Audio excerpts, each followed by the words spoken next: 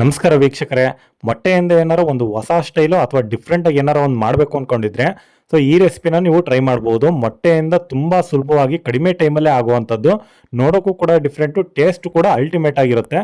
ಮಕ್ಕಳು ಚಪಾತಿ ತಿಂತಾ ಇಲ್ಲ ಅಂದ್ರೆ ಅಥವಾ ಲಂಚ್ ಬಾಕ್ಸ್ಗೆ ಏನಾರು ವೆರೈಟಿಯಾಗಿ ಮಾಡಿ ಕಳಿಸ್ಬೇಕು ಅಂತಂದ್ರೆ ಈ ರೆಸಿಪಿನ ನೀವು ಖಂಡಿತವಾಗ್ಲೂ ಟ್ರೈ ಮಾಡ್ಬೋದು.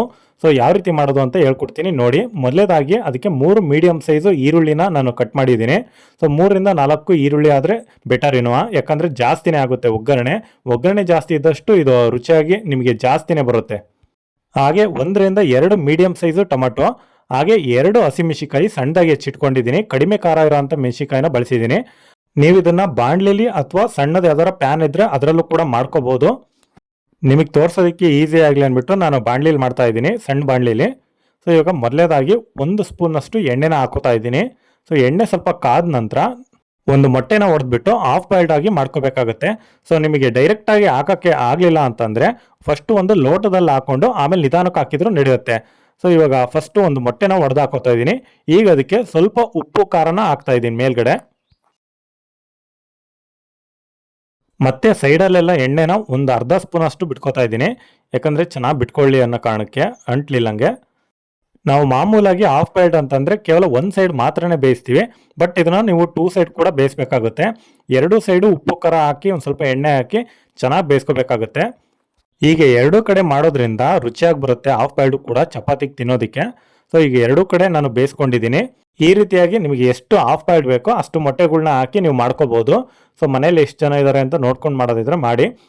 ಮಿನಿಮಮ್ ಏನಿಲ್ಲ ಅಂದ್ರೂ ಒಬ್ಬೊಬ್ಬರಿಗೆ 2 ಅಂತಂದ್ರೂ ಕೂಡ ಒಂದು 6 ಮೊಟ್ಟೆ ಆದರೂ ಒಂದು 3 ಆಗುತ್ತೆ. ಇಲ್ಲ ಒಂದೇ ಮೊಟ್ಟೆ ಸಾಕು ಅಂತಂದ್ರೆ ಒಂದೊಂದೇ ಮಾಡ್ಕೊಳ್ಳಿ. ಈಗ ನಾನು ಒಂದು 3 ಹಾಫ್ ಬಾಯ್ಲ್ಡ್ಗಳನ್ನ ಮಾಡ್ಕೊಂಡಿದ್ದೀನಿ. ನಾನು ಮಾಡ್ತಾ ಇರೋದು ಕಡಿಮೆ, ನೀವು ಬೇಕಾದ್ರೆ ಜಾಸ್ತಿ ಮಾಡ್ಬೋದು. ಹಾಫ್ ಬಾಯ್ಲ್ಡ್ ಎಲ್ಲ ರೆಡಿ ಆದ ನಂತರ ಈಗ ನಾವು ಒಗ್ಗರಣೆನ ಹಾಕಬೇಕಾಗುತ್ತೆ. ಇವಾಗ ಅದಕ್ಕೆ ಒಂದು 2ರಿಂದ 3 ಸ್ಪೂನ್ ಅಷ್ಟು ನಾನು ಎಣ್ಣೆನ ಬಿಟ್ಕೊಂಡಿದ್ದೀನಿ. ಎಣ್ಣೆ ಸ್ವಲ್ಪ ಕಡಿಮೆನೇ ಹಾಕೊಂಡಿದ್ದೀನಿ. ಈಗ ಇದಕ್ಕೆ ನಾನು ಹೆಚ್ಚಿಟ್ಕೊಂಡಿರೋ ಅಂಥ ಈರುಳ್ಳಿನ ಹಾಕ್ಬಿಟ್ಟು ಸ್ವಲ್ಪ ಮೀಡಿಯಮ್ ಆಗಿ ಫ್ರೈ ಮಾಡ್ಕೋತಾ ಇದ್ದೀನಿ. ಈರುಳ್ಳಿ ಜೊತೆಗೇನೆ ಮೆಣಸಿಕಾಯಿನೂ ಕೂಡ ಹಾಕಿ ಅದನ್ನು ಕೂಡ ಫ್ರೈ ಮಾಡ್ಕೋತಾ ಇದ್ದೀನಿ. ಇವಾಗ 1ರಿಂದ 1.5 ಸ್ಪೂನ್ ಅಷ್ಟು ನಾನು ಶುಂಠಿ ಬೆಳ್ಳುಳ್ಳಿ ಪೇಸ್ಟನ್ನು ಹಾಕಿ ಚೆನ್ನಾಗಿ ಹಸಿ ವಾಸನೆ ಎಲ್ಲ ಹೋಗೋವರೆಗೂ ಚೆನ್ನಾಗಿ ಮಿಶ್ರಣ ಮಾಡ್ಕೊಳ್ಳೋಣ. ಈಗ 1 ಕಡ್ಡಿಯಷ್ಟು ನಾನು ಕರಿಬೇವನ್ನ ಹಾಕ್ತಾ ಇದ್ದೀನಿ. ಕರಿಬೇವು ನೀವು ಈರುಳ್ಳಿ ಜೊತೆಗೂ ಹಾಕೋಬಹುದು ಅಥವಾ ಈ ರೀತಿ ಲಾಸ್ಟಲ್ಲಿ ಆದರೂ ಹಾಕೋಬಹುದು. ಹಾಕ್ಬಿಟ್ಟು ಚೆನ್ನಾಗಿ ಫ್ರೈ ಮಾಡ್ಕೊಳ್ಳಿ. ಈಗ ಹೆಚ್ಚಿರೋ ಅಂಥ ಟೊಮೆಟೊನ ಹಾಕೋತಾ ಇದ್ದೀನಿ. ಹಾಕ್ಬಿಟ್ಟು ಚೆನ್ನಾಗಿ ಒಂದು 2 ನಿಮಿಷ ಟೊಮೆಟೊ ಹಣ್ಣು ಬೇಯೋವರೆಗೂ ಮಿಕ್ಸ್ ಮಾಡಿ. ತರಕಾರಿ ಎಲ್ಲ ಹಾಕಿದಾದ್ಮೇಲೆ ಇದಕ್ಕೆ 1 ಸ್ಪೂನು ಖಾರದ ಪುಡಿ, ರುಚಿಗೆ ತಕ್ಕಷ್ಟು ಉಪ್ಪು, ಹಾಗೆ 1ರಿಂದ 1.5 ಸ್ಪೂನ್ ಅಷ್ಟು ಧನಿಯಾ ಪುಡಿನ ಹಾಕ್ತಾ ಇದ್ದೀನಿ. ಈಗ ಮತ್ತೆ ಒಂದ್ಸಲ ಚೆನ್ನಾಗಿ ಮಿಕ್ಸ್ ಮಾಡ್ಕೊಳ್ಳೋಣ. ಒಗ್ಗರಣೆ ಏನಾರು ಫುಲ್ ಡ್ರೈ ಆಯಿತು ಅಂತಂದ್ರೆ 1 ಲೋಟದಷ್ಟು ನೀರನ್ನ ಬಿಟ್ಕೊಳ್ಳಿ, ಟೀ ಲೋಟದಷ್ಟು. ಅಥವಾ ಇನ್ನೊಂದು ಸ್ವಲ್ಪ ನಿಮಗೆ ಏನಾದ್ರು ತೆಳುವಾಗಬೇಕು ಅಂತಂದ್ರೆ ನೀರನ್ನ ಬಿಟ್ಕೊಳ್ಳಿ, ನಡೆಯುತ್ತೆ. ಈಗ ಹಾಕ್ಬಿಟ್ಟು ಒಂದು ಸ್ವಲ್ಪ ಚೆನ್ನಾಗಿ ಮಿಕ್ಸ್ ಮಾಡ್ತಾ ಇದ್ದೀನಿ.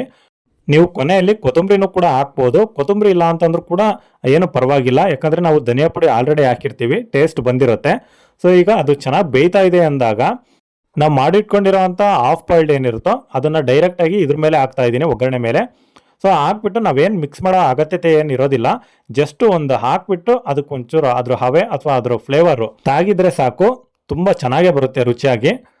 ವಿಭಿನ್ನವಾದ ಎಗ್ ರೆಸಿಪಿ ರೆಡಿಯಾಗಿದೆ. ನಾವು ಒಗ್ಗರಣೆ ಸಮೇತನೇ ಆ ಹಾಫ್ ಬಾಯ್ಲ್ಡ್ನು ಕೂಡ ಎತ್ಕೊಂಡು ಈಗ ಚಪಾತಿಗೆ ಹಾಕೊಂಡು ತಿಂತಾ ಇದ್ರೆ ತುಂಬಾ ರುಚಿಯಾಗಿರುತ್ತೆ. ಎಲ್ಲರೂ ಕೂಡ ಇಷ್ಟಪಡ್ತಾರೆ ಮನೆಯಲ್ಲಿ.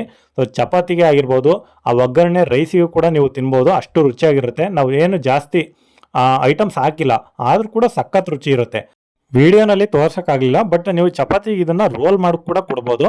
ಇದೇನು ಮಾಡೋದಕ್ಕೆ ಕಷ್ಟ ಏನಿಲ್ಲ, ತುಂಬ ಸಿಂಪಲ್ ಆಗಿರುತ್ತೆ. ಒಂದ್ಸಲ ನೀವು ಟ್ರೈ ಮಾಡಿದರೆ ಮತ್ತೆ ಪದೇ ಪದೇ ನೀವು ಮಾಡೇ ಮಾಡ್ತೀರಾ. ಇದನ್ನಂತೂ ನಾನು ಗ್ಯಾರಂಟಿ ಕೊಡ್ಬೋದು. ಈಗ ಈ ರೆಸಿಪಿ ನಿಮಗೆಲ್ಲ ಇಷ್ಟ ಆಗಿದ್ರೆ ದಯವಿಟ್ಟು ನನ್ನ ಚಾನಲ್ಗೆ ಸಬ್ಸ್ಕ್ರೈಬ್ ಆಗಿ, ಹಾಗೆ ನನ್ನ ಪ್ರತಿ ವೀಡಿಯೋಸ್ನು ಕೂಡ ನೋಡಿ. ಮತ್ತು ಯಾವ ರೆಸಿಪಿ ಬೇಕು ಅನ್ನೋದನ್ನು ಕೂಡ ಕಮೆಂಟ್ ಹಾಕಿ, ನಾನು ಆ ರೆಸಿಪಿ ಮಾಡೋದಕ್ಕೆ ಟ್ರೈ ಮಾಡ್ತೀನಿ.